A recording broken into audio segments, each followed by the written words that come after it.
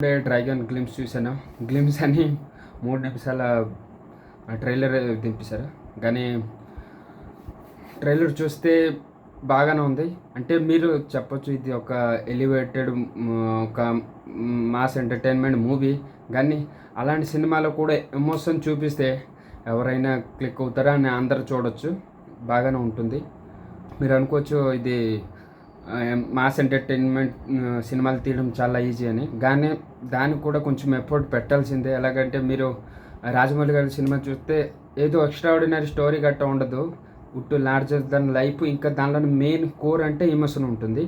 ఆ ఎమోషన్లోనే సక్సెస్ అయిన డైరెక్టర్లే పెద్ద డైరెక్టర్లు అయ్యారు. అలాగే చూస్తే మీరు రాజమౌళి అయినా, ఇంకా సందీప్ రెడ్డి వంగ గారైనా, ఇంకా ప్రశాంత్ నీల్ గారైనా, ఎవరైనా మాస్లోన కొంచెం ఎమోషన్ గట్ట కలిపితే ఒక మంచి ప్రోడక్ట్ గట్ట వస్తుంది.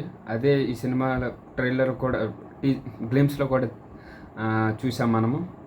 అదే సినిమాలో కూడా అలాగే ఉండాలని కోరుకుంటున్నా. అయినా మీకు కోర్ ఎమోషన్ ఉండాలి స్టోరీలోన. లేకపోతే ఎవరికైనా ఈ సినిమా నార్మల్ రొటీన్ సినిమాలాగా అనిపిస్తుంది. అందుకే మెయిన్ కోర్ ఎమోషన్ గట్ట ఉండాలి సినిమాలోన. ఏదైనా ప్రశాంత్ నీల్ గారు చాలా బాగా చూపిస్తారు. ఈ సినిమాలో కొంచెం కలర్ గ్రేడ్ మారింది, కొంచెం లైటింగ్ కనబడుతుంది.